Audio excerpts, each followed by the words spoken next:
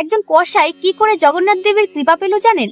জানতে হলে কাহিনীটি শ্রবণ করুন। একটি কসাই প্রত্যহ মাংস বিক্রি করে তার জীবন ধারণ করত।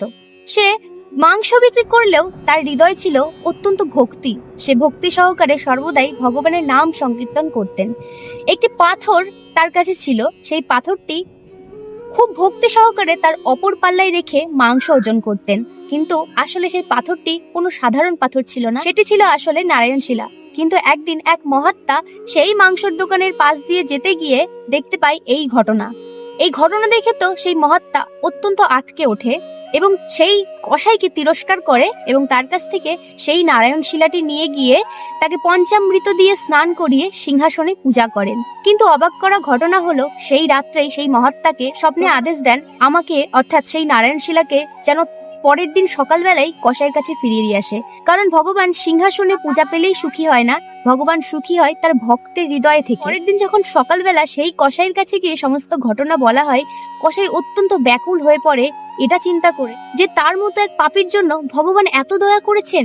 আর ঠিক এরপরেই সে সমস্ত ব্যবসা বন্ধ করে দিয়ে জগন্নাথ দেবের কাছে যাওয়ার জন্য যাত্রা শুরু করলেন। কিন্তু জগন্নাথ দেবের কাছে যাত্রা করার সময় সে ভাবে আমি তো অত্যন্ত পাপী, তাই আমি সকলের মাঝখান দিয়ে যাব না কখনো, আমি বনের মধ্যে দিয়ে একান্তে ভগবানের জগন্নাথের দর্শন করতে যাব। এরপর সেই কসাই নির্জন গভীর পথ দিয়ে একভাবে হরিনাম সংকীর্তন করতে করতে জগন্নাথ ধামে গিয়ে পৌঁছায়। যেই দিনই সেই কসাই জগন্নাথ ধামে গিয়ে পৌঁছায় তখনই জগন্নাথ দেব সেখানকারই পূজারীকে স্বপ্নাদেশ করে যে আমার পরম ভক্ত এসেছে, তাকে আদরে আমার কাছে নিয়ে আসো।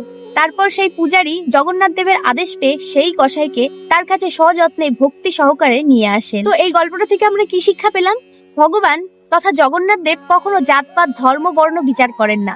তিনি শুধু ভক্তের হৃদয়ে প্রেম ও ভক্তি দেখেন, আর এই প্রেম ও ভক্তির দ্বারাই ভক্তের হৃদয়ে তিনি বিরাজ করেন। আমাদেরও ভগবানের প্রিয় হতে গেলে ভগবানের কীর্তন করতে হবে এবং প্রেম ও ভক্তি সহকারে ভগবানকে ডাকতে হবে। হরি বল, হরে কৃষ্ণ।